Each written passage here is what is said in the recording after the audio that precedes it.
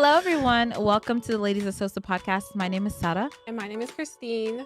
Today, we are doing an episode based on colorism, texturism, and featurism from a South Sudanese perspective. Yes.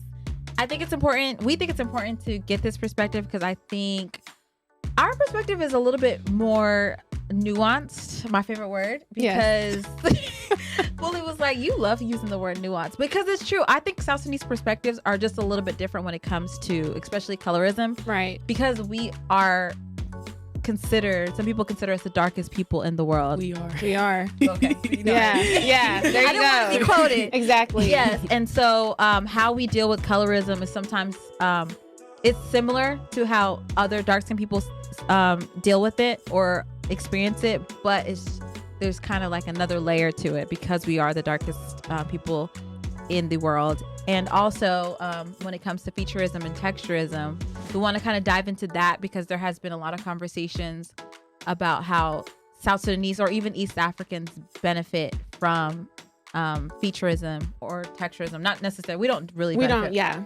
But you know there are some East African countries that do texturism. So I think our scale too of dark skin is different than the rest of the world because the world is already kind of like colorist, like when you look at different countries, whether it be Asia or South America. And I know growing up, like even in America, there was like a certain meter, dark skin meter. Mm-hmm. And if you're South Sudanese, your dark skin meter is completely different. Yeah. Like someone who is caramel to us is light skin, you know? So I think we need to get into that as well because we have different, like you said, it's very nuanced. Yeah, absolutely. So without further ado, we're going to go ahead and introduce our panel. And we're so excited to get into this. I know, but first I want to shout out Amanual because he just, I know we were shouting out his show before and we actually went to the show last weekend and he killed it. So all of those jokes that Tarek had about him, you know, bombing and all that, I want to shout him out. He killed it. I was so impressed and he made us proud and he killed it. So without further ado, go ahead, introduce yourself. Go ahead, Amanual. Oh, yeah, y'all know I'm Emmanuel Langoy, stand-up comedian, internet, something. I'm not going to call myself an influencer. I don't got enough followings for that. But you got a lot of followers. On TikTok? Yeah, How many followers you got now? Yeah, that's going to be gone soon. The government going to cut that. No, right? I'm still got my fingers crossed on that one. But Vaida, go ahead and introduce yourself. Hey, everyone. I'm Vaida. And are you still teaching? Tell the people. I'm not teaching anymore. I'm done teaching, but I am trying to go back to school. So yeah. Oh, we're excited to see what the future holds. Mm-hmm. Are you still doing tutoring or not? I just tutor on the side for sure. So always so, for the kids, you know. Okay, so if your kids do need tutoring, you can hit up Vaida, and we need to start putting everybody's information a little bit better so that people can reach out to they them. are tagged in the description box, but anything that you guys want us to put about you, let us know. We need to get some QR codes so that they can just like screenshot it. I know. Oh, there's so much stuff we need to do, but BlueNile, go ahead and introduce yourself. Hello, I'm back again. I know I was gone for a long time, but I go by BlueNile, and I'm a Sudanese artist, South Sudanese artist, and yeah, I'm here. She's so fire. What are you working on currently? Because so I'm working on a project. The name and everything's not out yet, but check out. This summer is gonna be it. We got Seasons. We got a lot of songs. I love Seasons. Mm-hmm. Seasons was my jam. I'm glad you. Seasons. Yeah. I like not too much. That's I like Pretty too, and Pretty has all of the talking points that we're talking about today. Which Let's get into it. Yeah, colorism. All of that. So I'm excited to get into this topic. So how do you guys? Okay, where do y'all want to start? Let's start with Pretty because I feel like that song really all encompasses what we're about to talk about. So I really want to start off with the serious stuff. Well, wait. Oh, okay. No. Let's take a step back. Let's take it back. We forgot. Because we are going to introduce a soft launch, Amanual's mini segment. Yes. And what do you have a name for it yet? Manny's Musings. Ooh, okay. We came ready today. Yeah. And so it's going to be kind of like an icebreaker. Yes. And him asking us, just making the episode a little bit more comedic. Because sometimes we be getting to serious stuff. But I'm excited because I love the questions that you ask because it makes us break down our walls a little bit. Let's get into it. Let's go. So the question that I have for today, I'm going to act like I have it on my phone, which I don't, is how do you feel about somebody using your pictures to catfish? And how would you feel if your catfish had better game than you? You know, it's funny. We actually have an experience with this. So, I mean, I feel like my catfish has better game than me. I'm sure she's probably finessing some money out of people. But yeah, I've come across 2 now, and I kind of have given up. I had did this whole thing where I tried to take them down, and it's a long story. We can get into it another time. But it didn't work because all they did was block me and then continue on whatever they had going on. But at least I exposed them to some people that they had been talking to for like over a year. So another story for another day. But I know Sarah has a catfish. And it's crazy because she told me the story, her catfishing story. Oh, and I was like, damn, that's crazy. 2 days later, boom, you catfish is my I got you too. I was like, what? And yours was grimy. It was a lot. It was a lot. Like people were call her out because what she was doing, she was taking it far. She's still on Clubhouse right now. Mine was on Clubhouse. Yes. Clubhouse is a catfish app. Let me tell you. Clubhouse is a catfish app. Yes, using my pictures on Clubhouse. She even used my business at the time and was like, "Shop my store." I was like, "Girl, what?" At least she was promoting it. Yeah, I had no problem with that part. But it was like she was talking to different like people, females, males. Like I had girls message me like, "Hey, is this you? I've been friends with this girl for 1 year." Same. Yeah, it was. They were heartbroken when they found out. They had real bonds and stuff. I'm like, why don't you just be yourself? They clearly love you. They like you. They love you. And then there was another Facebook page, and they had like 5,000 friends or 7,000 friends. And my friend was like, "Dang, they got more motion than you. You don't even have that many friends." I didn't know they had that many friends. That's crazy. That's crazy how somebody could take your identity and just maneuver. And just, they're like, "Here, you're not doing it right. Yeah, like, let me do it. Let me pipe you up. Let me." I like, make what? it better. Yes. Yeah, that's crazy. They're most likely ugly then. That's the They got the sauce, but they don't have the other personality part. is The personality is good because all the people they talk to, they were like, "That's my best friend. Like I talk to her every day. Like never FaceTime. Oh, girl. I'm like, the wow. voice was enough. Like the personality was enough. They didn't even have to meet them. It was a lot. So that's why you're saying that they had better game than you, because they were able to use your face. Yeah, exactly. They were able to use what God gave you to the full extent. Exactly. Yeah. Have y'all ever been catfish? What would you do if you've been catfish? I'm gonna figure out who they are. It's hard, sis, with the internet nowadays. You can't. And then also another thing too is like, how did you do that? You can't do that to me. I'm gonna find out quick. They're gonna say, "Is this you? Is this you?" First off, now you're just challenging them. You know what's crazy? If they know you're Sudanese, they'll go in like a whole another community where they think people won't know you. And that's the thing. Like, if you're not like a big influencer or super popular, whatever, what are the odds that someone is gonna be like, "Oh, hey, I know that person"? But you know, God don't like ugly, so that's how we found out. But I think if they're dark too, like they're a Sudanese girl, people won't notice the difference. If you think about it, like there's another Sudanese girl, another same skin tone, you can get away with it. They don't notice, I feel like they won't. You don't think so? Some people don't know the difference between Sudanese. Ooh, that's another whole nother topic when they think all dark people look alike. Because I suffered that growing up with Janet. They used to always are be y'all sisters or y'all cousins. But like you and Janet have somewhat. Oh, you do think we look alike? Similar. Okay. Like I don't think y'all look exactly alike, but you can come off as sisters. Hey, I'll take that. I love Janet. I think I could see that. I could see because you guys are so. I think it's your personalities that are closer than y'all's looks for me. Because y'all are but I'm like 2 inches taller than Janet. Like growing up, it's like, okay, y'all been knowing this since kindergarten. Why are you still getting us confused in high school? Like, right. You know? Yeah. But then this leaves my next question. Do y'all think that being prettier women, I think pretty people in general just have no game, but do you think that because you're prettier women, you have worse game?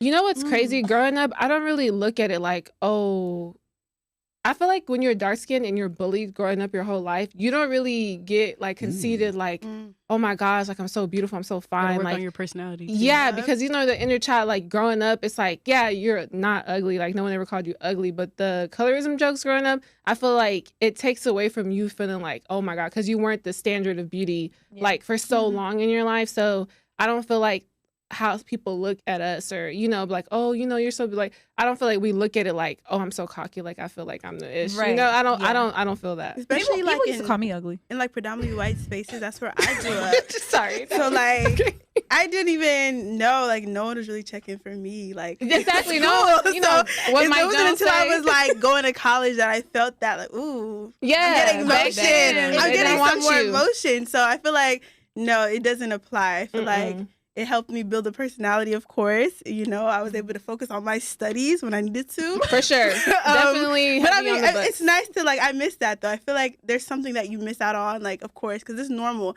for the people you are attracted to. You want them to be attracted to you, too. So it does kind of, I feel like a late bloomer in that sense. Or like, Same. wow. Yeah. Like I was delayed. I feel like for girls, I'm attracted to dark-skinned Same. guys because I'm dark-skinned. But it wouldn't, growing up, obviously there's like, oh no, you can never be with another dark-skinned guy if you're a dark-skinned girl. Like They made it weird, like with Yeah, like- and I'm like, there's nothing wrong. They thought with that. every Exactly. other black person, like that was a match made in heaven. Like that's how I felt. Like they were like, oh, it's another black guy, Vaida. Ooh, and I'm like, relax. Yeah. I'm not looking for everybody that's just like black. Like it's just really, I feel like, there wasn't enough of us. is that in really. Kansas City? I where would you say, grew yeah, up? growing up, like I was me and another little boy. He was black, I'm black, and so people were like, ooh, Vaida, They you try to must put like y'all on each this other. little boy. And I'm like, no, I like Luke. That's But funny. attraction That's is in everything. hilarious. So True. Yeah. So okay, so with y'all saying that now, okay, y'all think y'all have better game than most women, but how do you feel about the renaissance of That's like not what we dark skinned said, though. women? We did not say we have better. You kind of did. I'm gonna do it through my own translation. Okay. What I Okay. heard Yeah. through my ears. This is my translation to it. Okay. So do y'all feel that like the new renaissance? Because like in the '90s we had Morris Chestnut, we had like all that stuff, and then we kind of had Grace Jones. But the recent renaissance for like dark skinned women and almost the fetishization of y'all has become. So how do you feel about it now? Because I almost feel like there was a cultural shift, but I don't know how it is to be a dark skinned woman. I know how it is to be a dark skinned man, and women are looking at me and they're like, "Where are you from? Africa?" It's definitely different. It's just- I'll say And you that. know It's what? With that weird. being said, let's go ahead because that is a perfect segue into our conversation, which is colorism, texturism, featurism. Let's Yeah. actually get into it from Perfect. that point. You guys, us being the beauty standard now, you're saying now. Well, not even the beauty Oh, no, standard. I wouldn't definitely even not say the all beauty that. standard. That's a lot. It's a A fetish. fetish or Yeah. like more accepted. Like Yeah. on social media, you see a lot of dark skinned girls and like people sharing or people saying like, "This is so. You guys are so beautiful. Dark skin is so beautiful." I think that's a fairly new wave because that hasn't really happened in like past years. From my experience, it's always kind of been like mixed race or racially ambiguous women that were. And now big we're up. kind of like exotic. Sudanese women are exotic. I don't know if y'all heard that from guys. They be saying we're exotic now. I'm like, when did this come up? When You did can it- even hear it in the songs, like a lot of, especially Afrobeats songs. I'm hearing chocolate, dark skin, all this stuff a lot more, which I feel like from the beginning, Afrobeat music, African music kind of always kind of showed different shades and stuff. But one thing that I'm noticing a lot is in stores. Like if I go to Target, Sephora, nothing, like everywhere you go now, there's dark skinned models everywhere, which is really jarring to me growing up because it's like you would never see someone like our skin color on any type of advertisement or anything like that. So to see it everywhere to the point where it's like, okay, like it's only like, they'll have like, a white girl, or I don't know if you've been seeing Fashion Nova too, how they have that one. Monica Tongue. Shout out to Monica. Yes, Yeah. but there's a They lot have of a Sudanese discussion. girl on Yeah. Fashion Nova? Have y'all been seeing the on comments on Instagram. there? That's crazy. Yeah, it's What are they crazy. saying? I Well, they're saying like they're using her as like a prop or like a token. token because like all of the other girls are kind of the same complexion, and then they'll have her to start off the TikTok or the reel. They've been or doing that with a whatever. lot of brands though. Yeah. Like Sudanese women. They let's have a Sudanese woman. Let's have this. Let's have that. I Yeah. can see that because like why not have a range of shades of dark dark skin? skin, Like, yeah. why different just not? It's shades. like okay, we got the darkest one, so that makes up for everything. Well, that's the thing. That's what they Yeah, did. They didn't yeah. have a range. They had her, and then they had like Latin looking like. women. To make Yeah. it seem like, oh, we're included. We Like, got the every blackest black one. person- That's what it exactly. is. We Yeah. can't be racist. And We got that's the blackest interesting one. because a lot of times when I saw her, I'm like, yes, South Sudanese representation, like and you're actually happy for it, or like not like dark skin representation because as South Sudanese people, sometimes we see ourselves as also representing Black people because it's like we're so dark and like we're included in that Yeah. conversation. We are the darkest ones. But so- sometimes Yep. it's like we can't represent all Black people because there's so many different Because shades. there's people that look like this with little different features, and we have all varieties. But they Yeah. don't include them, so they feel Yeah. left out. But people are not seeing that because, especially when you get into like the modeling industry, they're putting forth a certain type of, tall, skinny. When we get into featurism, like certain features. So I feel like people are thinking that all South Sudanese people look this way.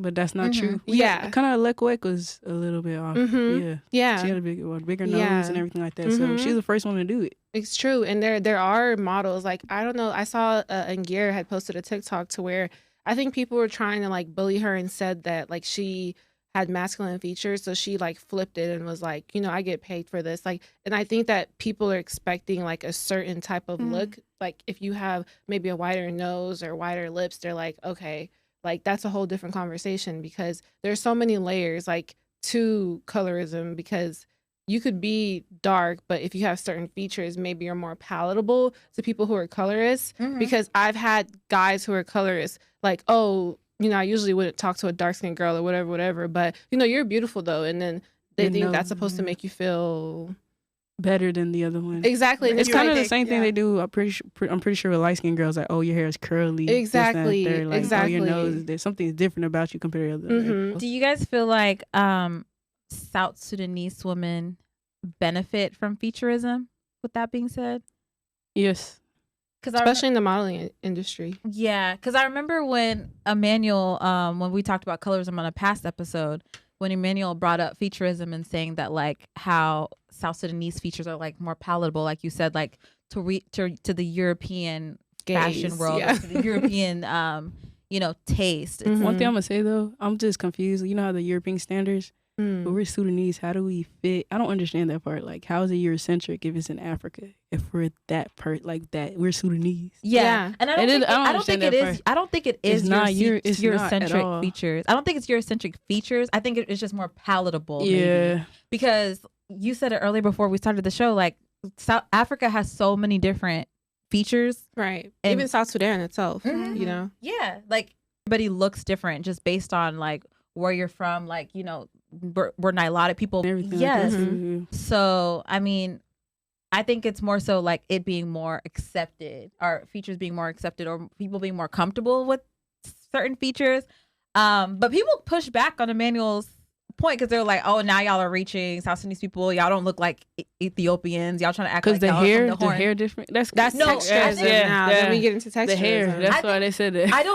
I think that they don't think that we look like Ethiopians, but I don't think that's what Amanual is saying. I feel like he was trying to say that like the models or the people who are in positions where they're being seen or like in the media are the ones who have like features that are like softer or opposed to like what we think of is black, which is like big lips. I have big lips, like wide nose, like that, those type of things. It's crazy because beauty is different, and like you can look at a person and just see beauty. I don't know how can you like pinpoint a small nose and then small lips or this, that, and there and say, oh, that's pretty. I mean, we got to talk about Anok Yai and the comments that she was getting. It's interesting because people pushed back on that, but then also when Anok Yai ate up the Met Gala, she looked so good. Right. Like, she was a star. Yeah, she was. She was ethereal. That's the way she looked. She looked like a fairy. Yeah. Like she looked so beautiful. Like it wasn't even real. She was. There was people commenting saying like what were they say? They said that she looks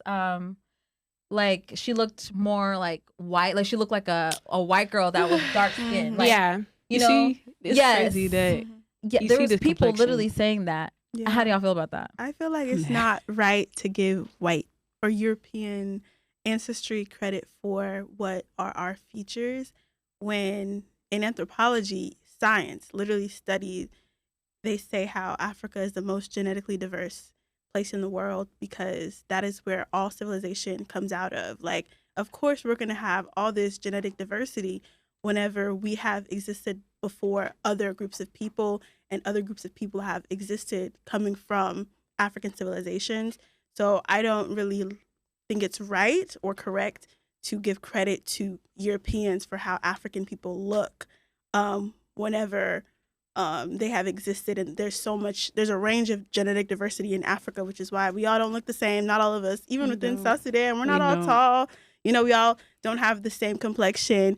Even though we are, you know, the darkest people, I would say, in Africa. But I don't understand how they said she looked like a white woman with black like paint on her. That's what they say, dark skin. Yeah, because I think the high cheekbones, like certain features, they're assigned to like, oh, these are Eurocentric features. But what Vaida was saying that, you know, we're Sudanese. Like some people say we're like one of the oldest groups of people. Yeah. So these are our features. It's not Europeans. And I think it's really important. Do you think sometimes it's just always like like human beings always want to fight? So you see West Africa and East Africa always going at it to see, oh, I'm better than you. oh, you're Sudanese, you're dark like that. Oh, your hair is this way, your features are this way. It's always a competition. You know, when we talk about how South Sudan or South Sudanese people are viewed when it comes to the East African conversation, I feel like that's a good example of colorism and texturism, because to people's eyes, we do have those Eurocentric features like the Ethiopians and the Somalians. The only difference is that we're like the darkest people on earth. So we have a big, and we don't have like the finer hair. So I feel like that's a reason why when people are like, oh, East Africa, they don't really see us as being a part of that like group because of our color. And I think that's more so like the people who don't understand East Africa. I think Ethiopians and Somalians know, obviously, because we're from the same geographical area. Right. They know, but it's like when people say East African girl, like, you know, we're not a part of that conversation because they're thinking of people from the Horn. And they don't understand there's dark-skinned Ethiopians and Somalians. So well, there's not a lot of versions of us. I mean, there's just as many Somalians, Ethiopians, and Ugandans that are cousins literally and are from tribes that are in Sudan. So like people forget that the border is just a border. It's not really descriptive of like all the different tribes that are in the area. So like a lot of us just interact for long periods of time, and we're all genetically closer related than we are to most West Africans and South Africans. So most people would never know that because they're like, oh, why you're so dark but they're so light. Come on. And then even the height, even the way we're built. Yeah. Like it's just small calves. Just saying. Hey, East Africans have small calves, but we can jump high. Okay. and run. But I was gonna say something where it's like the reason why I think South Sudanese and a lot of East Africans get put into the modern age is because we have the same look as, for example, like the people from the Netherlands who are the same as us, where they're nomads and they pasteurize and they drink milk and they grew taller and they're slimmer. And that's just the look that modeling wants. I know it sounds really terrible, but like that's just the truth. Is like if the models, if the agencies want a certain look, they're gonna go after that look. Now, if it's a different company that has a different kind of look that they want, they'll do that. That's why we have bigger models now. That's why we have this diverse set of models for specific types of clothing. I know it sounds really terrible, but the truth of it is, if you have one look that you want for your agency and what you have as a brand, then that's the look that you're going to go after. And a lot of the times I think people want to be included in things that you don't necessarily have to be included in because they weren't made for you. It's like that situation with the Sudanese girl where they made the black paint and they tried to pretend like that was mascara. Yeah. Clearly that's an Asian brand that wants nothing to do with black people and just looked you in the face and said, we don't want you niggas. And then people you're saying it's more so about our build, like our slender build. That's why we're more just for runways. There's more demand. And then also in the modeling industry, they're judging off your looks. So they should probably get more West Africans in there. And it's not like every Sudanese person is that good looking. Like the truth of it is, these are the 1% of the 1%. Like, can you imagine if people were just judging your people off of just the best looking people? Let me be honest with you. All of us ain't that good looking. Clearly. Yeah. Like, it's the truth. Come on now. And I think also with the modeling industry, especially like traditional like modeling, like not these new inclusive brands, I think it had something to do with whenever they're, I guess, fitting for clothes or whatever, they want the slimmest possible. Less fabric. It's cheaper. So it's cheaper and less fabric. So we kind of fit that body shape or, naturally. So I feel like that's something that has to do with it as well. There's a reason they ain't including thick Sudanese models. So I'm gonna just tell you that being said, somebody asked something about Equatorians. Where is it? Because not every tribe looks the same. Like you said, not every tribe is super thin, and even people within tribes. Shout out to my short You Uduk guys are people. Dinka. Shout out to my shorter Uduk people. Matu, Sila, all of y'all. You know what I'm saying? Y'all my peoples. And you're Dinka, and you're not like slim build. You got we built muscle. brick shit house. Fat shaming. It was an insider joke before the show. But they said that's how she encourages me. That was not a fat shame. But anyways, they said, hey, I'm going back to the gym today. Oh my gosh, I'm sorry for bullying you. Tarek said he said that last week off camera. That's why you need to get on camera, bro. Just because you skinny dude that got a little bit of weight on you. Emmanuel, they can't hear you. I was thick my whole life, all right? All my life I had to fight. You know what it is coming into the Sudanese community and you the only big dude? I wasn't even fat at that time. I was just like a little bit bigger. Okay, Emmanuel, moving on. My daddy said I was fat when I was Emmanuel. Listen, African parents will tell you straight up. They be shaming me. As an Equatorian, I get a lot of comments every day of not looking Junubin enough. And this was what somebody sent. Like, how do you guys feel about that? Because you guys brought up how not every South Sudanese person is like built slender or tiny or like, you know, Model S. Yeah. There's so many different tribes and so many different looks. There's short, there's lighter skin. So I feel like if that's the one image that's portrayed for like your country, you can feel a little bit left out if that's not what you look like. And I think that's just lack of knowledge of like how diverse the country is. So I can definitely see that. Is there like reverse colorism? Because I feel like in South Sudan, like People, remember I was telling you about that girl who had made that Facebook post and she was talking about how she feels like she's facing colorism in South Sudan, only the opposite because she's not dark skinned. People constantly like harassing her in the street, like you're not Sudanese, you're not. Well, South not Sudanese. harassing, but like not thinking that she's from there. Oh, absolutely. Like I have a person that I'm well versed with that whenever she went back to Sudan, they thought that she was Ethiopian, and whenever she would go to the stops, her uncles and all them had to every single time be like, no, she's South Sudanese. Dang. Like they had to fight for that. But like, if we're honest with ourselves, that's like the beauty standard in the back home is not going to be the same as over here. So for us, we're looking for you got to be dark And tall, then really skinny. and skinny. that's And interesting. tall. That's Can what we we talk want. about the beauty Really standard? skinny and That's a good tall. point. Can we talk about the South Sudanese beauty standard? Because I would argue that people would still see her because she's lighter skinned as attractive because people bleach. You're So right.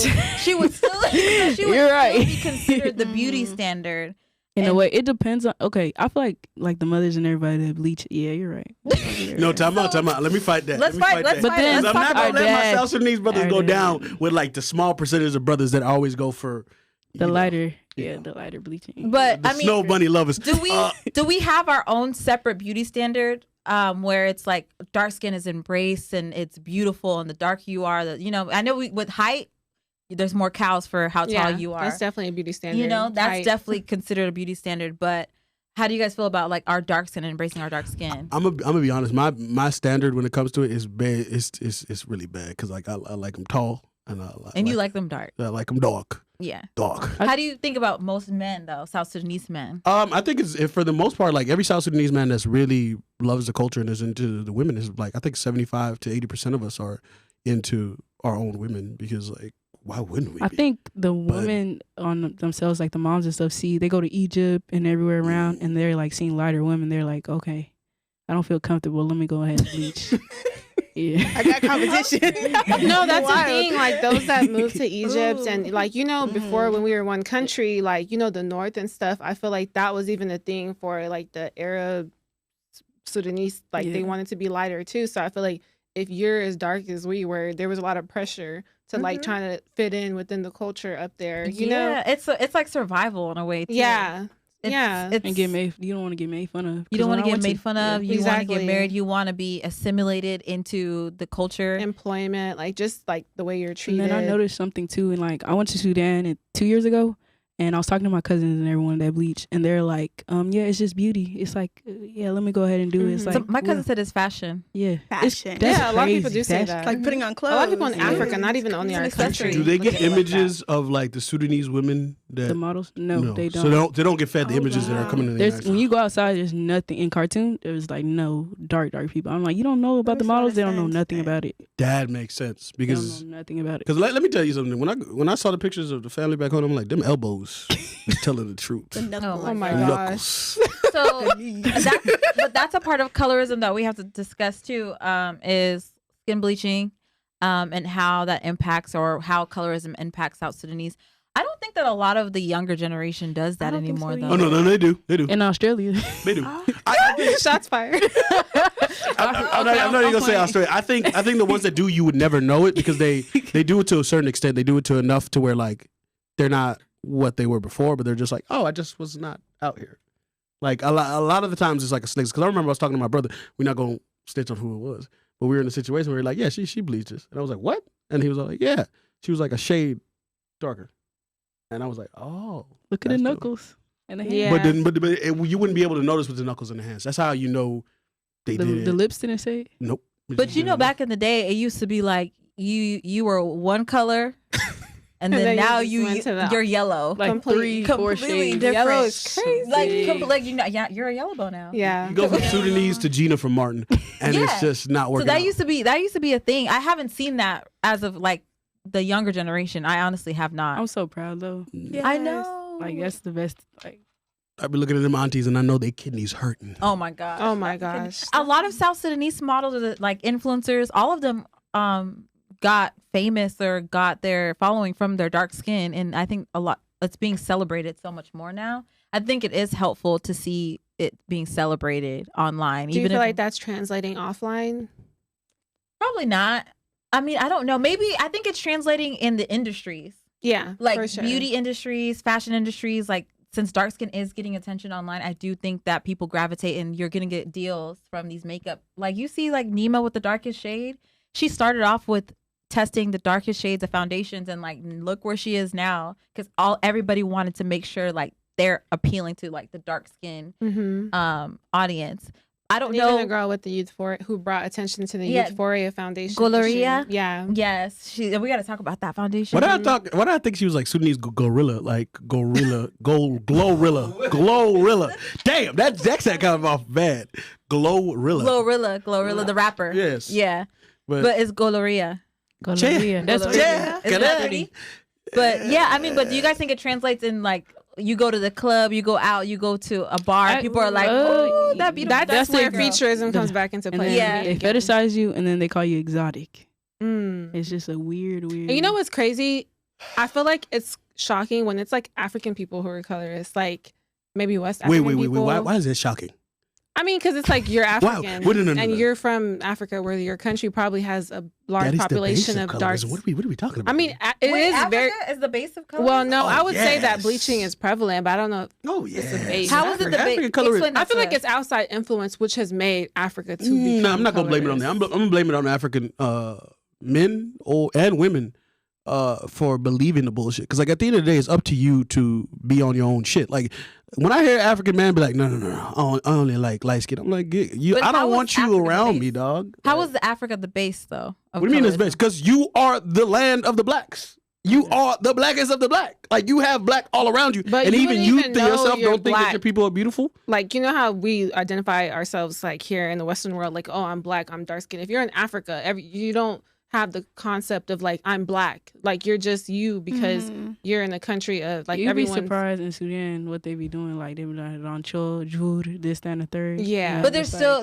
the same thing as like colonialism. Like here, there's slavery, and then back home there's colonialism where there's still a beauty standard that's set. So maybe Especially with the Arabization. Yeah, but also we are influenced by the Western world, like in like Western fashion in Africa. We are. I'm sorry, but I hate that pussy talk. Sorry, I didn't mean to say it like that. But like, I'm not saying that it's their fault. I'm gonna say it's on the people because like at the end of the day, you have to be able to understand when you're getting propaganda fed to you. Like that shit frustrates me so much because like for me, my dad fed us the right kind of propaganda. My sister could tell you just to stay one. He was always like, I want a black child. I want black grandchildren. I want them dark as me and even darker. Like my dad put that into our brains to the point where we were outside. If we heard anything from the media, anything else, we were like, man, f all that. We know what we are. Right. So for me, I think personally, you have to have personal accountability, and it has to turn into that more than we can talk about what the media does. And it's also up to us because we are a platform that will be helping with that narrative and pushing something that's going to be against it. But at the end of the day, individually, if you're watching this, you got to push that for yourself. If you believe and you love yourself and you love how you look and you love the people around you, then tell them the truth and don't lie to them about anything. Like at the end of the day, people are going to look at you and be like, you're ugly. And that's okay. But fuck them. Like, that's the truth. Self-love. Because colorism, let me be honest with you, it's not even the worst thing for Sudanese people because like colorism, the real base of it is like if you're darker, you get larger prison sentence. If you're darker, you're going to be affected more when it comes to crime and everything else. Like those are the things that I think affect us the most outside of the emotional and everything else. But like that is where I think colorism affects us truly. Not because somebody online said, hey, look at that fat black ass nigga. Like here that don't mean in nothing. America, you're saying like how Yes. And around the world, like you got to understand that like they're going to look at you as lesser and they see you as more aggressive, more everything. But Just at off the your end of the skin. day, it's like, come on, fuck them. Yeah. Sorry, my bad. I went on a little rant right there. They So, do. but do you think that South Sudanese people do you guys think we perpetrate Yes, Yes. colorism? absolutely. You think so? You think we do? Absolutely. Yes. Like, Okay. Like you'll see, like even like we just said, we have aunties and we have brothers and sisters who really don't mess with their own community because they don't want their kids to go after something that affected them emotionally. Stop being a pussy. Or you have aunties that will encourage you to bleach on your wedding day. Oh yeah, you did bring that up. You I heard want somebody. That's a common thing where if they ever say that around my mom and anyone else, whoa, Lord have mercy on them. Yeah. and it's The slap of God. I know. I think it's an unspoken thing in the community. Like growing up, you have aunties that bleach. Like people that bleach. It's just it's like an unspoken like. It's just a thing, you know. We respect our elders, so we're exactly. Have you ever had a discussion with somebody that bleached? I had it with my aunt one time, and the way they just side off it, like nothing. Do you feel like it's cognitive dissonance, where Yeah. like they just purposely are like, no, it's just It's nothing. nothing. Like I'm just bleaching so I can fit in. And I don't think they know like the power or the impact that they have on their kids. the younger, like even their nieces or nephews, like just like, and their idea of what beauty is. Like they shrug it off, like it's like a personal decision, but they don't see the impact that has. Like, because growing up, our mothers, our aunts, our older cousins, that was my beauty standard growing up. Like they're the first people I'm like, y'all are beautiful. So like, I feel like whenever the people we love make those decisions around us, it affects us.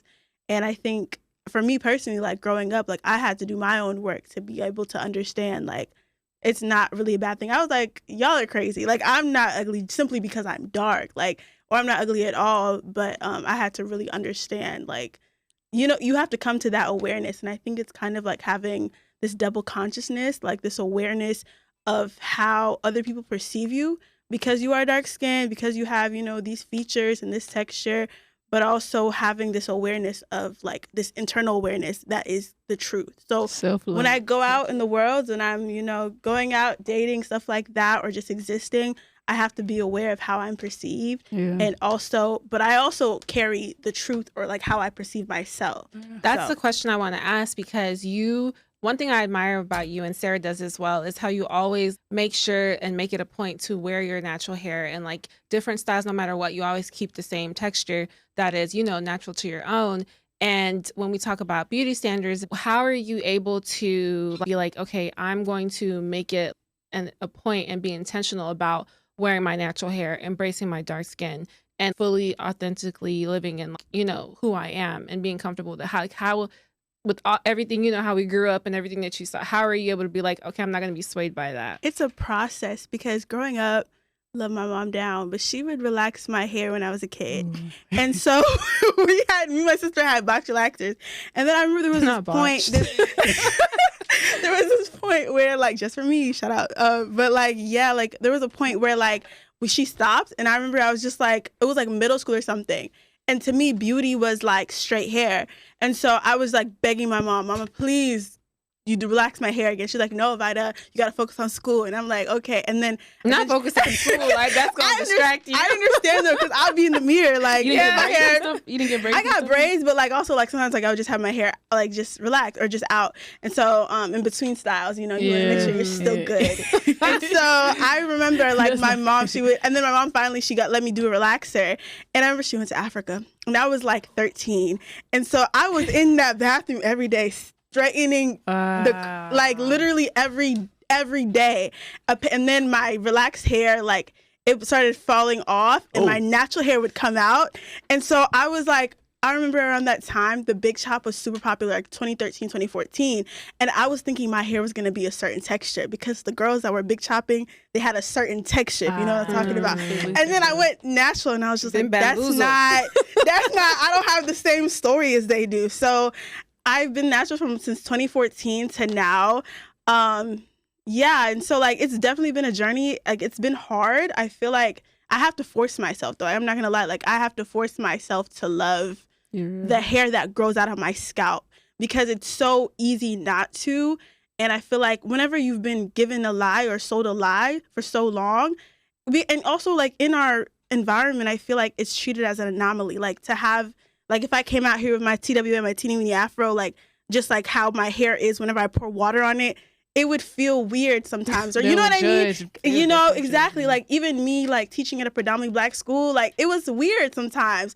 But I'm just like, why is it so weird to be Black? Like, why is it so weird for me to show up the I way was God gonna say made something me? too. Why So you is it really weird have to to be like Black? make an active decision.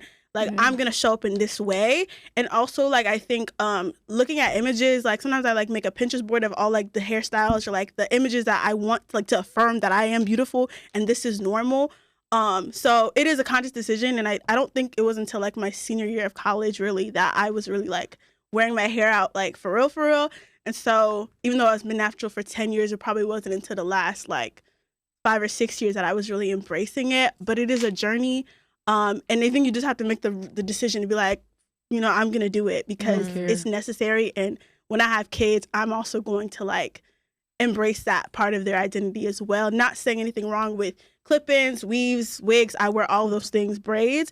But I want to be good to the point where like, if I don't have it, I'm good. If I have it, You're it's still confident. great. Because Yeah, I don't rely want on to, it. because there was a point in my life where I held on so much to like those other things that it like without it, I didn't know how to function. I didn't know how to feel confident in my skin. So That's deep. That's and I want to take good. it to BlueNile as well, because you're really, really good about, you know, making sure the texture is natural to your own. So I want to give you a chance to follow up on, you know, Baba. like, oh. Baba. My And father. Emmanuel's actually her brother. Oh, yeah, I don't know if we y'all brought didn't know that up, that. but, you know, fun fact for those But that don't nah. know. Don't they look alike? Yes, they They do to do. me. Yeah, they look exactly like. But go ahead, BlueNile. Well, so under this I have locks. So I went the other way around. I guess I locked it up. Mm. So anytime I have like natural hair, I just make sure it's like a fro or something like that.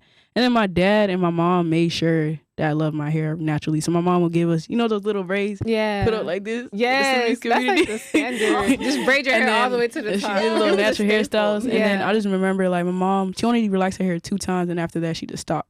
And she just made sure our hair kept on going. She took care of it. She was like, you're beautiful the way you are. My dad too. And my dad is not a fan of, you know, wigs and stuff like that. Mhm. But yeah, self-love is the most important thing. And I'm glad for my parents. So Yeah, have the whole family's locked up except for me. Yeah. Genetics. Genetics, too. Unfortunately for me, I didn't inherit my mother's hair. I inherited my dad's hair. yeah, even But- my mom's locked up. That's crazy. I love that. Yeah, and that's so important. I feel like it's not only having fathers in the home, obviously, but having a father that affirms your beauty as a dark-skinned daughter in the Western world is so important, especially when you're going to school and getting roasted and flamed up on a day-to-day Back and back, basis growing yeah. up.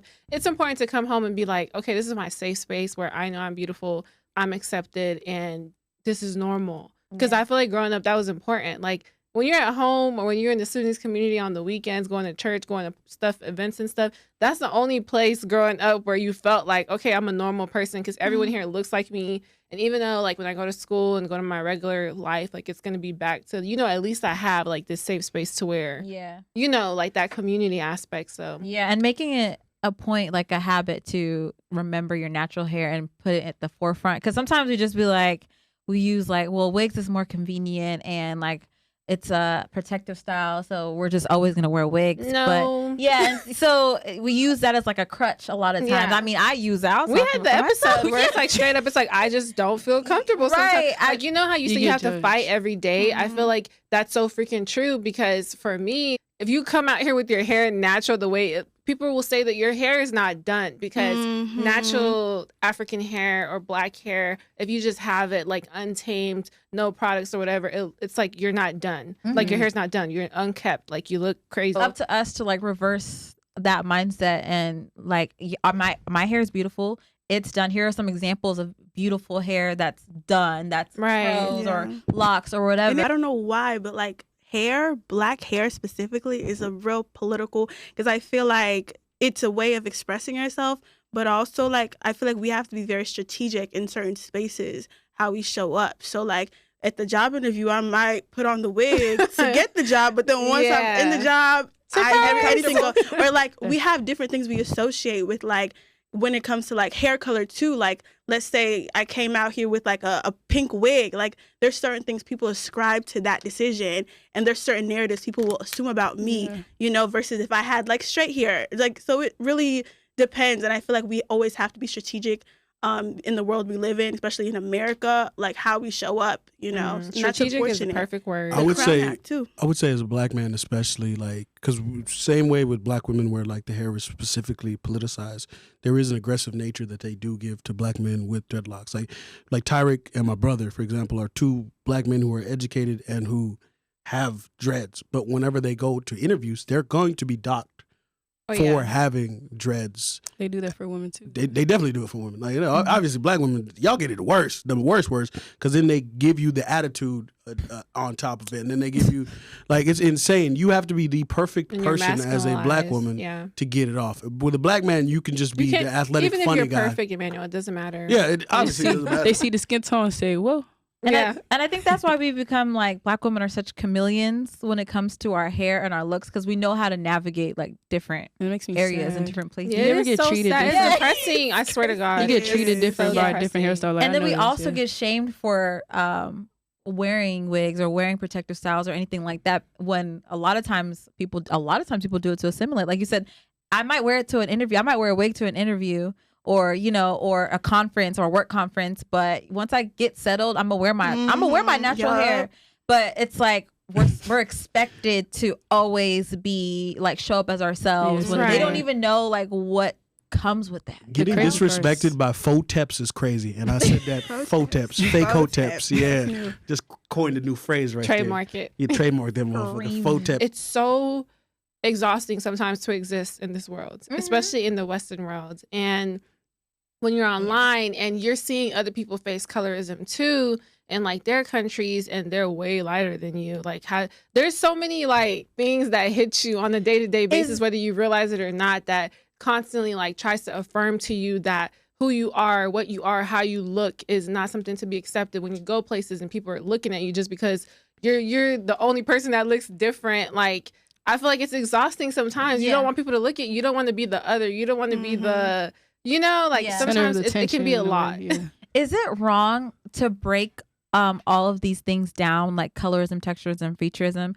Because I saw a girl on TikTok who she has her natural hair, dark skin, and she had like wider nose, bigger lips, like so she's hit with all three. So she deals with all three of those things, and she made a video talking about like dark skinned woman acting like, or it was, I don't know how to explain it, but she was pretty much like saying, oh, a dark skinned woman that has like the baddie aesthetic, acting like now we're all represented because she's represented. Ooh, that's a good one. And a lot of people were in her comments like, now you're just complaining because that girl's a dark skinned woman. I kind of agree. So how do you guys feel about that? Is it nitpicking? We need to use that TikTok. Send it to I'll send it to you. I feel like she was justified because I feel like being a dark-skinned black woman in America, and then you add Sudanese, so we're like extra dark skin. So like being you're not lying. Being that, like, I feel like just making it dark. Why did I hear extra crispy in my head? I ain't no one said crispy. But did you get the burnt biscuit? You got that one? Just being that, like I feel like dark-skinned women don't really get to tap into being a woman as easily as lighter-skinned women and white women. I feel like because we are masculinized. I feel like I messed up that word. We are all those things. So I feel like people don't really seek protecting us as much because it's like this connotation of like, oh, it's like you're similar to like a man in a sense because you're darker, because darkness is like given like a man, a masculine, the strong like, black woman thing. So I feel like with beauty, right?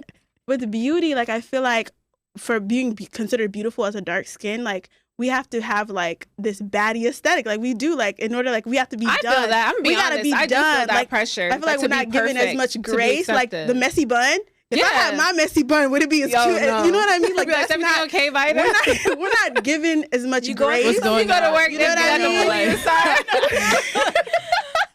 Yeah, I would be considered looking a mess if I had a messy bun. You know what I mean? So we're not given as much grace in our appearance. We have to do so much. That's why even like in dates, I consider it a form of labor. Like getting, like I feel like that is so much labor to like whenever, like, because it's ingrained in me. Like if I'm going on a date, I'm gonna like try to look my best, right? Right. And so like I'm gonna make sure I'm looking cute, outfit wise. Right. My makeup is done. My hair looks good. But a man just shows up. You know, maybe did he get a haircut? Strong black Did he not get a man. haircut? Oh yeah. I don't know. It's the opposite. Yeah, we have to do so much Hold on. We gotta do so much labor. Y'all ain't finna do that bullshit. I swear to God, I know y'all gotta go through all that. Listen, don't steer the conversation. Listen away to from the understand. Yes, we gotta do so much work. Yeah. Just to be like, oh, that's cute. Oh, you look pretty. It's like you don't even know the things I did. You know what I mean? And then of course you get more comfortable. But I feel like society, like we have to do so much just to be considered pretty. You know? Yeah. Sarah, do you feel the pressure to fit that dark skin baddie aesthetic? absolutely. For me, I didn't think of it as the dark skin baddie aesthetic, but I'm gonna be honest. For me, I felt the pressure to like. You're already dark skinned, so make sure your hair is done. This is done. Like the pressure to always be put together, or like the whatever the conception. And then women are judged off their looks. Exactly. And their like that's Absolutely. based off of what And to you've be been super nice and pleasant, and like when someone meets you, because you feel like they're already assuming that you're going to be aggressive, or they have this caricature in their mind of how you're And then supposed to another act. thing, it's crazy because I wear different hairstyles. So if I have a curly fro, it's different kind of men that approach me. Then straight hair, the approach. all the hoes come out. Oh yes. Straight hair.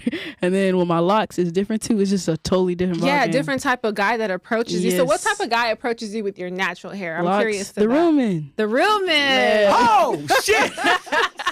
The one that about it, they're gonna do everything for me. Yeah, the real I need to wear my man. natural hair. I'm just kidding. I love that. You know what? Shout out to my brothers that like the locks. You know. What I'm saying? Bringing it back, Sarah. You But said, don't holler at my who sister told you that because I you was will. ugly? Because that was definitely lying. Yes, I will hurt you. Bring it back to you, Sarah. You said that they called you ugly. Like I feel like that's crazy. I mean I don't think they called me ugly, but I don't think I was the beauty standard. I don't think they feel like, called you I don't ugly. feel like Yeah, maybe. Oh, girl, I think that they probably did. Oh, I probably no, just that's- didn't hear it. yeah. In high school, come on, like the beauty standard was the light skin, curly hair, or white girls. It was never like Y'all dark. act like Act like what? Act like what? as a dark skinned man who went through colorism You did. in the school. For like, sure. At the end of the day, it's like you knew what girls wanted you. For me, obviously, I was gonna have more light skinned women approach me because most of the Really? dark skinned women were going through that themselves. So like it's high school Oh, and middle double-edged. school. It They're makes they're, sense. Yeah. they're in a point where they're hormonally everybody's just so messed up. So you're only gonna go through something that you have the least amount of stress for. Because let's be honest with ourselves, high school was an anxiety inducing trip. Like no matter what you were, you felt like it was the end of the world because you just didn't want to be that dude or that person that got made fun of or was the person that the whole school was going to be talking about for At least you didn't peak in high school. That's what I say. Because a lot of people peaked in high school, especially probably that used to bully you, and we're going to keep it at that. But Ain't I nobody would bully say, me. Look, ain't nobody bully me. I'm going to tell you this right now. Ain't nobody bullying me. Fuck out of here. Yeah, but I feel like God. also, Amanual, as a dark-skinned guy, and most, like, I don't want to invalidate y'all experience because it's a whole different conversation. And I feel like when we had, what was his name, Garang on here, he really touched on it too. Like his struggle that sometimes we don't think about because it's like, oh, you're a man, you'll be fine. But you can beat up whoever is talking about you. Sometimes You can't when beat up you're- a woman?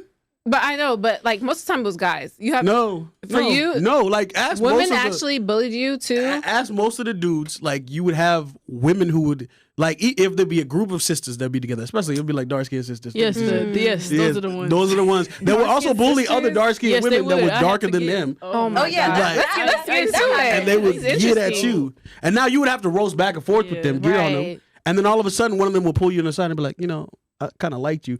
I'm like, In girl, if you- secret. Oh my god, the guys did the same thing. Ain't you just tell me that I was that little black Wait a thing over minute. there? And Yes. it's like that kind of thing where you're just like, nah, get out of here, man. If you don't love yourself, why am You I had a messing with problem you? making friends with certain people. Like, for instance, like we was talking about, there was other dark skin girls that 2 shades lighter than me, 3 shades.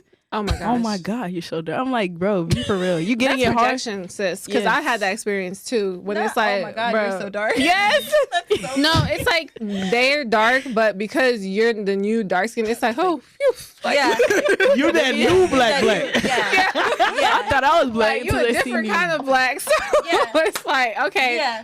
I'm good, I'm safe. So now I'm gonna make fun of you. And I had a girl like that I in did middle too. school. I was like, girl, you are That like. was it was high school. If I'm midnight, baby, you 11:59. Right. Like you right there behind me. Yeah. But because of that 1 minute, I remember I wore like a bright yellow like outfit to school. Sarah. Don't you already know?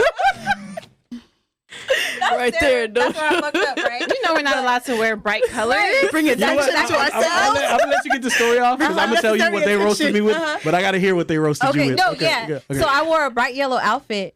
to school, and the girls were like, dark skin girls too. The two dark skin girls were like, she knows she's too dark to wear that outfit. It's always dumb. And then it was as the football player was like looking like a bumblebee. I said, Oh my god. we went through it. that ain't Dark that skin bad. girls went through it, but You why can I was did. just minding my business, They was wearing hating, my sis. yellow. They It was love like- roasting. it was- That's but it. it was the dark skin Yellow girls. looks beautiful on dark skin. No, women. but it was the All dark the skin colors, all the girls bright saying colors. that for All the me. colors. That was the part that I was like, y'all are like, we're dark. We're supposed to be sisters. No, Okay. it's high school. Everybody's for themselves. And It's crazy the Hunger because Games. I was talking to like an African American person, like they're talking about that's just the way they are, like their roast. That's just roasting yeah. culture. No, But yeah, it is. that- It is. but It is. that's It is. anti-blackness. It is. And then it's like we're not making fun of. We gotta No. accept you. Like you gotta roast. We roast everybody. That's I'm how sorry they that see happened to you, this. sis. None of that. People say it's anti-blackness, all that stuff. Yeah, No. they love when you roasting. understand African American culture and like you get close with some African American Yeah. people, then you realize, okay, bet. And now you get at them, and now you're getting at each other, and now it's love because now you understand that there is an actual mutual respect. Okay. A lot of the people that used to roast me, now we just cool friends. Now let me get at my last roast though. I came to school wearing an all white outfit, all white Air Force Ones, all white pants, sweatpants, and all white shirt. Right. I come in there, my homie's like, "Hey man, you with the fresh fit on? Man, you with the fresh fit on?" And I see a smirk on my boy's face, and I was like, "Ah, shit." They love Already roasting. know. though. He smirked. He's like, "Hey, yo, what's good? Out here looking like a black." Nah, don't mess up the joke. Right, get it right. Redo that. He was like, so we coming in, I see you. He's all like, "Hey, what's good, Emmanuel?" You know, it's funny because it's still getting him till today. But the guys are crazy. Looking, the guys are roast. What's the cigarette called? Marv, A Marlboro? I don't smoke cigarette. I don't The know. only one that African Americans smoke. The only cigarette that African. Newport? He said, and I call Emmanuel, how you doing? Everything good? Everything? He's like smiling at me, looking at me, smirk. He said, "You looking like a Newport right now." Oh my gosh, got they like, always you gotta ready to be steal your freshly shine, smoked. bro. That's their way of Kill making. your joy. Yeah. But I guess, you know what? We did learn on the recent episodes that we did with our African American panel. That was so much fun. But like Calvin was saying how Shout out to it's Calvin. shout out to Calvin. I did not know it was a form of endearment It is. until It that is. day. I did not know that. I literally thought it was like you trying to be I mean. would not Nah. call it a form of endearment per se. You think he was reaching? Was Calvin reaching? No, sometimes it's like it's a thing. Like growing up in high school, people we would make fun of each other, but sometimes there was a sense of hate behind it. From like the way what? they No, said it. but you knew. It just depends. You Like knew if the I'm cool person. with you like Yeah. that, The person. cool. There was but- always one person that always took it too far, and you knew the person that you had beef with. No, Like, I let's be feel, honest I feel with like ourselves. everybody took it too far. No. There was like that always one one person, person that was always coming at you like crazy. Okay. Yeah. Because they would see you and they'd be like that, and then you kind of gotta buck up with them. Yeah, You you gotta do throw hands. to get your Yeah, respect. you had to Yeah. fight. You had Yeah. to fight. Yeah, Oh, that's girl, I true. wasn't. I didn't. You do had that. to fight. Yeah, so it's hard out here, you know. I forget. You. I wasn't. She a said, fighter. "Yeah, you're not." It was That's what I was saying earlier. I was like, man, you could beat them up, but like, I feel like I was a quiet, shy person, so it's like you just got to take it. Were you 'Cause- shorter? Yeah, like you just got to take it. What are you gonna do? Like, Right. People would not test me like that. They would have to whisper on the side. 'Cause I was just tall and dark. Oh yeah, you was about to They're fight. like, that's "Oh, she good look you." mean. She look mean." yeah, And you know what's crazy. crazier about that is like most of my family, they had like me, my cousins, and all of us over there. So like I remember somebody made fun of my other cousin, and then John came through, whooped that boy's ass from left to right. I seen that dude's shirt fly off. I seen his shoe go to the left side of the thing, and then he was just on the floor laid out. And then all of a sudden, Turned him each- John big everywhere ass but loose. disappeared. that's crazy. How your 6'4" ass just go away? Like That's- you That's just, why I think I didn't get it bad in elementary because y'all are there. yeah. I was like, I'm gonna tell my yeah, brother. I'm yeah. gonna tell my See, brother. Janet had her big brother. I don't have any. I'm the oldest. So Janet had her big brother, Peter. He was he played football. He was a big guy. So they're like, oh yeah, you Peter's sister? Okay, cool. But if you don't have anyone to root for you, And y'all had Africans at y'all school. I didn't Yeah. have any Africans at my I school, know you went honestly. through him. So it was just too much. Wait, You're the only one. I think I was like the only African girl. I had one. oh, that's I horrible. had one other African girl that I was friends with, but she was brown skinned, but she called herself Caramel. So she was, she was I know kind you of went through hell. brainwashed You could have herself. talked to another person about it. Like, Yeah, so I had she, three. she's like, sweet I'm not girls black, in I'm my- Karen. Like that had that mentality at the time, but I don't blame Right. her because that was just high She was just school. trying to survive. Exactly. So I have a genuine delusional. question. Like, Right. did you feel like the friends that you did have were like your real friends that even to this day that you are forever with?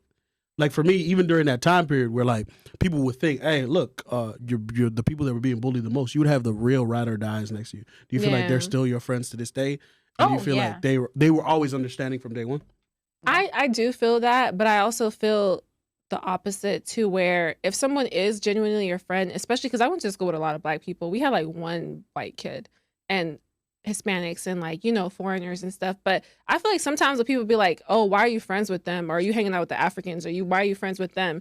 So that was another thing. Cause like Janet and I, we had a friend that we grew up with, and people like literally would be like, oh, why are you hanging out with them African girls? Like literally. That's weird. Yeah, it's the thing. So it's like, even if someone is genuinely your friend, they would be questioned for like the aesthetics of it, of like, because they thought Africans were just so weird. Yes, at that time, that was way, that like was something back was off then. about Okay, that them. was before the African whole smell bad. Man, if you don't get that away, exactly. When I was growing up, it's like she African. They see the skin tone. They see the skin tone. Yeah, exactly. You're from Right Africa. away. You're Right, African. like, You're right dark. away. Wait, Yeah, but- I was like, wow, like nobody's ever said that. But They said I'm African. I will They said say, I'm African. I Straight will off the boat. Right?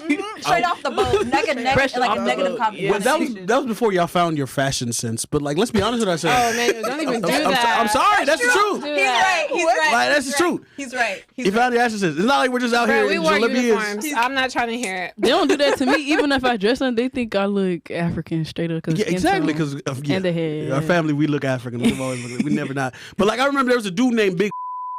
Bleep his name out, please. Okay. Big. We'll call him Big something, right? It was a brother that was from Mississippi, dark skin, look straight South Sudanese. And then I found out how many people from Mississippi look exactly like us. Like there's from the deep South. Like there's a lot of people that look just like South Sudanese. Most of them probably have Senegalese ancestry, obviously, but like a lot of our features and everything else is in African American culture. Like, and that's where I always have to have this conversation of like, we grew up here. Like I've been here for 21 years. I was only in Sudan for 4 to 5 years, and I was in Egypt for So 1. you're saying there's a lot of South African American people that look like South Sudanese? Oh yeah. I don't see There was a that. dude I named- I feel like it's I a don't know very where- small Yeah, I amount. won't say that. The woman The don't. skin color. There's a though. lot. Yeah.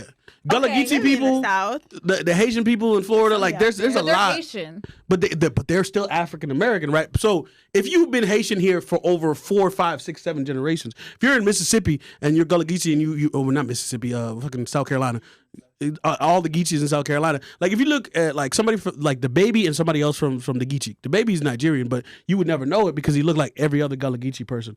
It's like, just because we look a certain way does not necessarily mean we come from there. Africans are so diverse. Yeah. But when I come back to this is we are influenced by African American culture because we grew up here. Yeah. What are we talking? I grew up with a whole bunch of African American people. They grew up with us. They eat our food. We eat their food. And I have grown up in Texas. I'm still a Texas nigga. Yeah. Like at the end of the day, I grew up in the culture. And Shout out I to think, Texas. and I think that goes back to like how we talked about the baddie aesthetic when it comes to us trying to like people assimilating to that or representation being only for like that certain aesthetic. Maybe we look more like African American because we are in a way going towards that standard, You are right because the makeup that beauty and standard, then the makeup, hairstyles and look, everything. Because Yeah. this is where we grew up. Yeah. We go back home. Do they look at you as South Sudanese or do they see you As as American. They see my That's the whole hair. point. I had, for instance, I had like the locks, long locks. What is it called? 4 locks? Prolux, yeah. They're staring at me hard in Sudan and they're looking, oh my God. It's different. Does that hurt your head? Oh, Is that- wow. is that Oh, anything? gosh. I'm That's like, crazy. bruh, Yeah, but I mean, because we're They think here, you're there is American. a certain Why you making standard that for face? Black women. Because I was wanting be to ask you accepted. this. I never asked you this. When you went to Sudan, right? And this is where we include our North Sudanese people. I was born in North Sudan. Most people don't even know that. But when you went there, what was the feeling of like? Did you feel like you got more men coming at you over there or less? It was less. It was less. Yeah, because they don't really care about Sudanese, like dark Sudanese women. You look like because- everybody else. Yeah, you look at everyone. And then also, too, my hair. And then also, too, even like the where my hair was looking like, they're staring at me more and be like, what is that? Like, they're just. Where my in bad. Khartoum? Yeah, in Khartoum. And then also the Sudanese women cover their hair and stuff like that. And they're not looking at them. And then you got to think about a lot of Sudanese women are bleaching. So you don't really see Danka or this and or like they say, oh, you from. Yeah, it's a big But I difference. also wonder, like, because I always think, because my parents, I feel like their story, like how they met, and like I think it's a generational thing too. Because I feel like the way people approach, because I feel like if you're African, you have to be serious. You know what I mean? You got to be for real. Like yeah, this they is can't like just walk up you to can't just. No one's looking to casually date you. Like they're really like trying to like. Oh, You know what I yeah. mean? So Yeah, I yeah. feel like maybe that has something to do with it too. Like they have to be for real. Yeah. Maybe over there. They versus gonna here. stare. Definitely gonna stare. Yeah. They're like. And I think also to bring back up like the previous conversation, to have empathy for people who succumb to the pressures of like trying to assimilate. Because I definitely have family members and grew up with so many people, aunties and stuff. Like it was normalized. It's sad, but I feel like it makes me even sadder that they've had to go that route. And then it's like it's expensive because you have to keep buying the stuff. So I think also like looking at it to like some people, like, you know, Vaida, what you were saying earlier about how you were able to, you know, force yourself. But then there's some people that did it. And I think the reason why it's like a taboo, unspoken thing in the community is because when it is spoken about, it's like it's a funny thing. It's like, oh, you know, the jokes online, or, you know, the this, the that. But we got to get to the real issues of like why people feel pushed to go that route, or why we need a bleach to get married, or I think you it's know, unspoken too, because people don't get down to the root of it. Like nobody takes the time to get down to the root of why. It's just like, because that's what we do. And saying it's fashion, you know? I feel like that's just sweeping under the rug. We really need to get into it, because it's not just fashion. Like get to the deep root but of our aunties why. are not going to be like, it's because we were colonized by Arabs and that's because what if they don't even know? But let's be honest with ourselves. That's not the reason why. Because let's be honest with ourselves. For them, it feels like they said, fashion statement. So for them, it's the BBL. That's what I was thinking. That's crazy. And also, if you want to get a husband, but think about it, like you need to be lighter. Increase your chances. To increase your chances of finding a partner, a man, or you know. That's why I asked: is that the beauty? What is the beauty standard in South Sudan? Because some people believe that dark skin, like we appreciate our dark skin and like the beauty standard. But they're so late in culture. Yeah, I would, because we don't know. If you're in South Sudan, because we don't know. Yeah, what do you guys believe is like, or think is the beauty standard in South Sudan? Do we uphold our dark skin, our height, or whatever like it is based on your tribe? But like at least our dark skin, because that's what we're known for in our country and in South Sudan. Is that the beauty standard back home, or do you think that we've kind of succumbed to lighter skin being the beauty standard? Leave it in the comments, because we don't have all the answers. We want to know. That's interesting. I think that's interesting to know, because I think a lot of people say like, oh, we appreciate dark skin in South Sudan. That's not our struggle. Sudan, nope. But definitely not Sudan. South Sudan, maybe, yeah. Yeah, South Sudan's a new country though, so you know we're kind of still South Sudan, but like still have those same struggles, right? Least, so and to pivot, I really don't want us to miss out on this. We wanted to touch on recent comments, or this recent story that came out with Anok Yai, who killed the Met Gala recently. We'll definitely include some clips from that. Yes, but let's get into that, because I feel like that ties into this whole conversation. Just to wrap up the episode. Yes, and just for our viewers, so Anok Yai recently did a thread where she called out Zara, where she had a photo shoot with them. I think this was before she became like 2019. Yeah, in the early part of her career, where she had a photo shoot with Zara, and in the midst of her photo shoot, the photographer said something along the lines of "get lotion for the cockroach." Called her la cucaracha, in their language, and everybody started laughing. And at the time, she didn't say anything, but at this point, she built the strength to call out Zara by name, and we'll definitely post the she did say something afterwards and let them know, and then they gaslit her like it never happened, and she made it up. Well, she did, and then they questioned the crew, and the crew was like, "No, he never said it. Never happened." And they're like, "Oh, honestly, when you come here, you never smile, you never look happy." Like they tried to gaslight her out of like that experience. That's even more sick. So they respectability. Yeah, they told her that they were going to to fire the photographer, and made it seem like, "Oh yeah, we have your back, like we're getting rid of him." And that's also deeply connected to colorism, like in being an introvert and being dark skinned, and people think that you gotta be the joke and to make everyone comfortable. As an introvert, like people thinking like, let's talk about it, because that's like a big thing on or YouTube too. I've been seeing about how dark skinned girls are not allowed to be introverts. They think it's like hate everybody. Exactly. It's like, I'm just especially in the workplace. I'm just shy. Yes. I'm gonna fight back on that, because as an entertainer, you have to not. You can't be an introvert. Like it's just. But okay, but she's talking about she's not a model. She's not an entertainer. She's a model. Entertainment. No, it's not. And I'm not going at her for whatever. They don't talk like. But like modeling is still, you have to have an aesthetic, and it is part of the system. I don't care who you are. Like this is gonna sound like I'm coming at her. I'm not coming at her. It's just like, this is the expectations of your job. Like, I'm sorry. But no, but how is she going to speak up You for herself? have She to doesn't come speak in- the language. Like, She doesn't even speak the language. Obviously, even if you don't speak the language, but you got to be able to convince the upper-ups and the people around you and manipulate them with your Convince smile. them. When we and talk being able- about the should just workplace, pre-approach- there's certain standards like for professionalism in the workplace to where it doesn't matter who you are, what you look like. When you're in a work setting, no one should make you feel like, like less than. There's a thing called inclusivity. Like there's You training shouldn't and have to everything stand up. for it. But like, Yeah. like So, let's deal you with the shouldn't real have No world. one Speak should out. be made to feel as less than in their work You're setting. That creates a absolutely right. toxic Yes, work yes. environment. But you This- shouldn't even have to stand up to racism. That's like, You're why right. would You're she right. even have to In stand this up to that? floral, beautiful world that people believe sunshines and rainbows and everything's good. None of that shit ain't real. Like, the real world is you're dark skinned. You're not gonna get the opportunities that you think So you want to we get should to. just accept it. No, and, no. like, it is what You it should is. you should Start be our own able industries. you should be able to set, because like she ate shit at that moment, but she knew what she was doing because she did the right thing. Which is, even though I didn't get that moment right there, but I'm gonna get big enough so I can get them back and get my get back She a did say 1,000-fold. something after That's that. how Yeah, you're she supposed to did do say it. got her something. get back. You But never break she was, yourself. She was gaslit. like Yeah, they you're told her, be careful because if you speak out about this could affect your career and make you look like you're problematic. So And the you truth know? of it, and in the real world, you have to eat shit. I'm sorry, it's just the truth.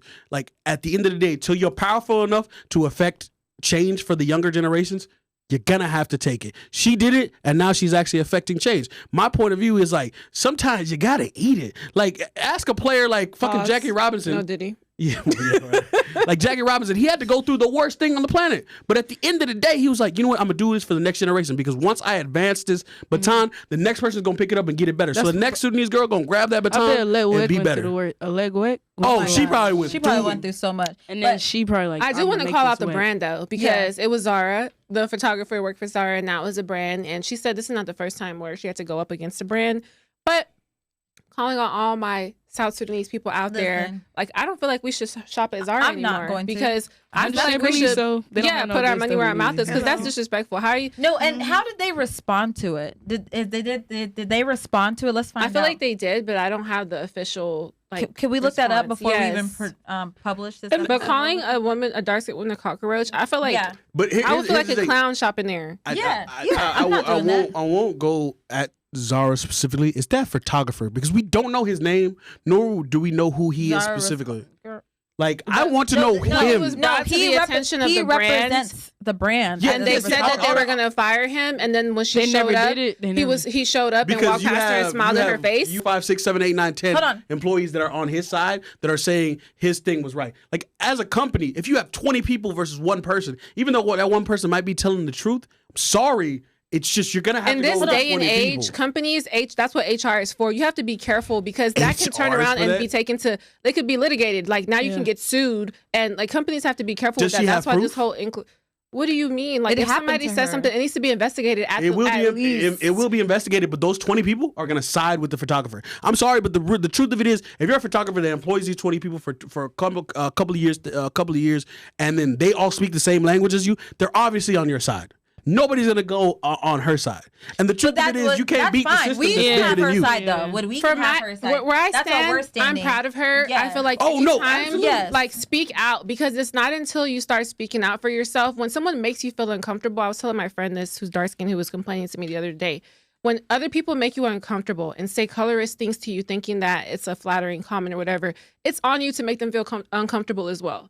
So whenever that comment was made to her, I feel like always speak up. It's not until we keep speaking up to where people will know that you can't say certain things to people and think that it's okay. Like Yeah. you have to educate people. It sucks that burden is put upon us, Yeah. but we have to keep speaking out. We can't just be like, oh, this is just how it is. You just have to Yeah. eat And this also, I'm Emmanuel, not- I'm not Emmanuel, saying the that. photographer may have his people on his side and have his back, but that's why we should have her back. As Exactly. Oh, That's no, why I'm as having influence. her back. I know. Yeah. I'm not saying you're not. I'm just saying- saying that's where our role comes in to have her back, because which is why we wanted to talk about yes, this. maybe she didn't have a because, I mean, camera this to is say, South "Oh, this would Sudanese happen," but podcast. she said this happened to her, so we can take it upon ourselves as South Sudanese women, as people who are dark skinned, and say, you know what? Unless something has been changed, or unless somebody's like speaks out against this, we're not gonna shop. And she was But probably I'm- scared like, to say that's something. that. Yeah, she was. And probably look how they scared. treated her. Like I'm trying to make it careful for those that are young, that are in industries right now, that they really can't speak back right now.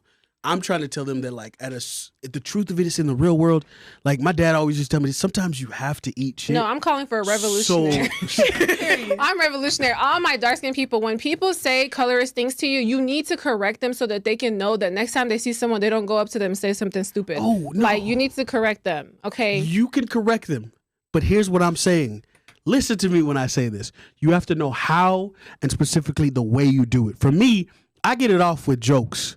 I make people know that they sweet to me. I'm gonna be passive aggressive. But once I'm on top and I'm like, I'm gonna fire your ass when I get to this place. Okay. And they're like, oh, you do so the funny. Long run. Emmanuel's so You're funny. right. You can You're so respectfully funny. And then when I got in that position, out, all their ass is gone. no, but That's you're it. right. You're right, Emmanuel. You can respectfully correct someone. I'm not saying like be crazy and like curse someone out. I'm just saying you can politely let them know that what they just said to you is not okay and why it's not okay, so that they can understand that they just made you feel uncomfortable in that situation, and you have a right to correct someone when they're making you feel uncomfortable, especially in the workplace. However, if they gaslight her and say, oh, you know, we weren't even talking about you and you had an attitude the whole time, okay, now you can call out the brands because Take note of it. There's a systematic issue right there. Take and note that of can it. happen to another person that looks like her. Get bigger.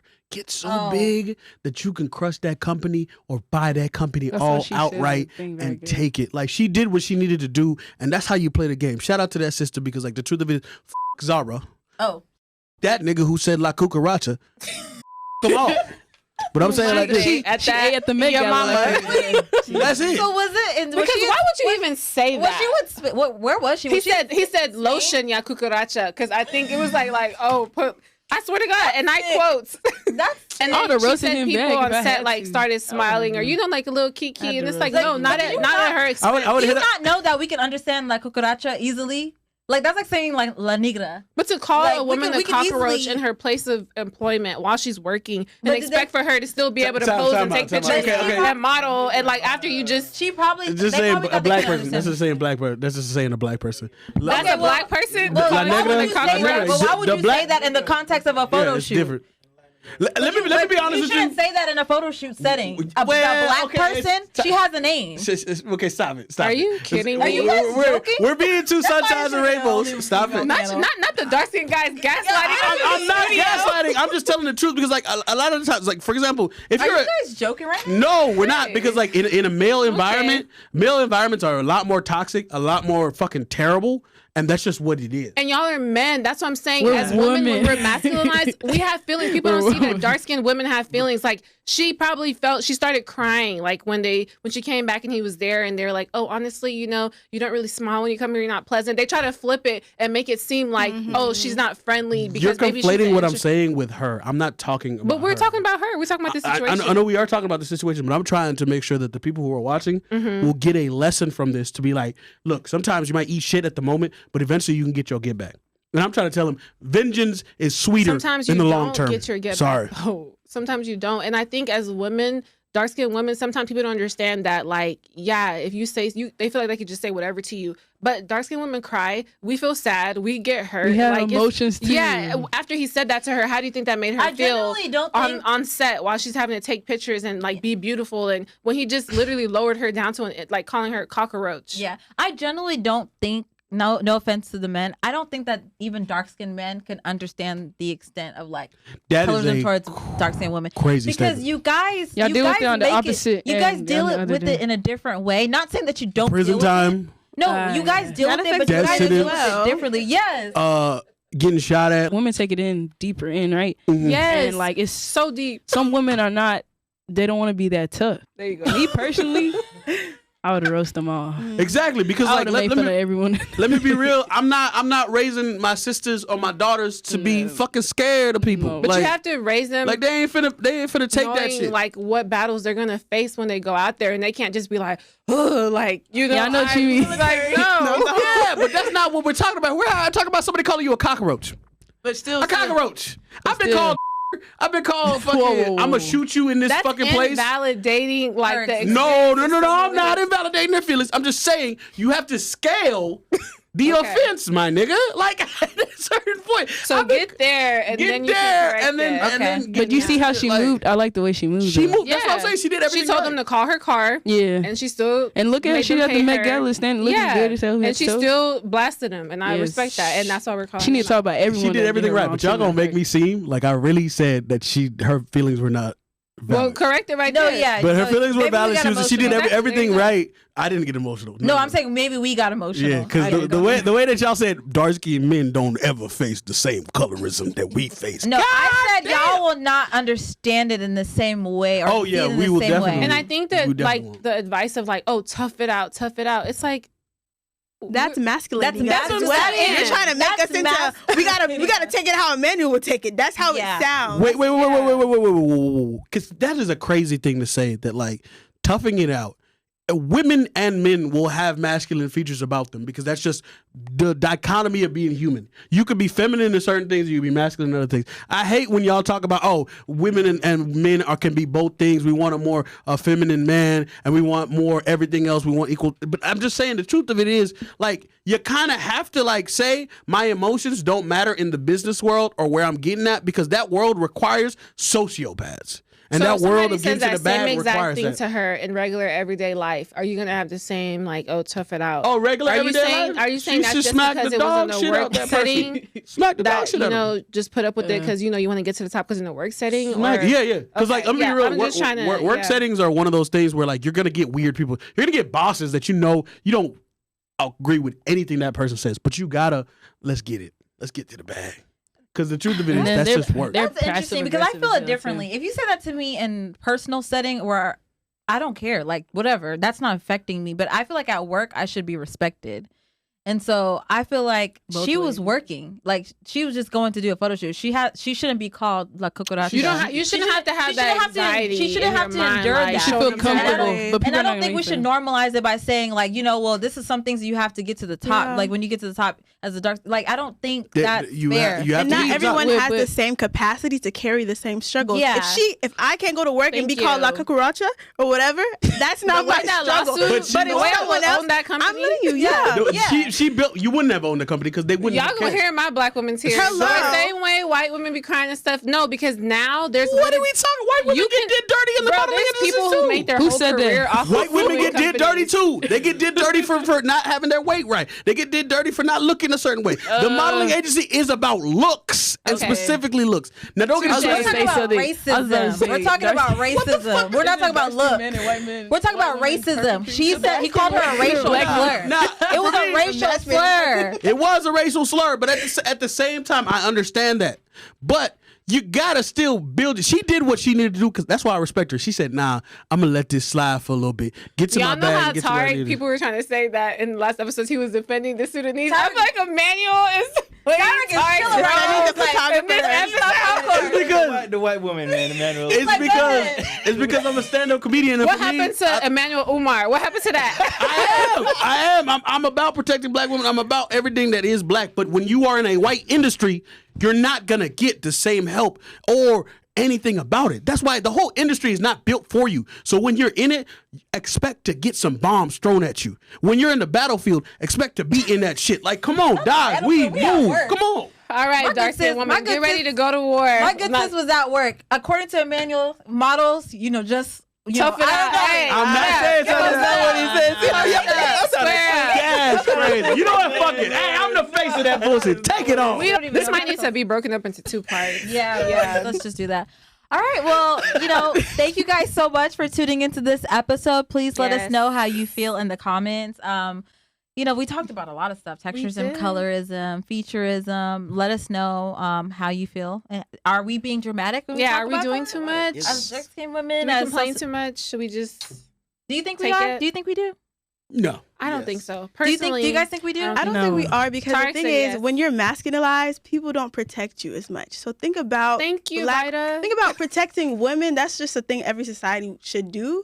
But like whenever you are dark skinned, when you are considered to be like this close to being a man, people don't think of. There's a lack of urgency to protect Even you for dark skin in so many different scenarios. They look at you as an adult. So I don't Yeah. think we're doing too And you're much. sexualizing. Yeah, I it. think we got to keep talking about it to keep breaking it down. I was And just playing devil's protect advocate. Black women. You did great. Like, Yes. please, because I feel like that all boy. Like, we are the bottom of the bottom, like the least protected. We gotta Like, our protect, image yeah. is destroyed. Outside of trans when women, trans Black women. You know what's crazy? No, I'm not talking about that talk. Because there's this woman, Yeah.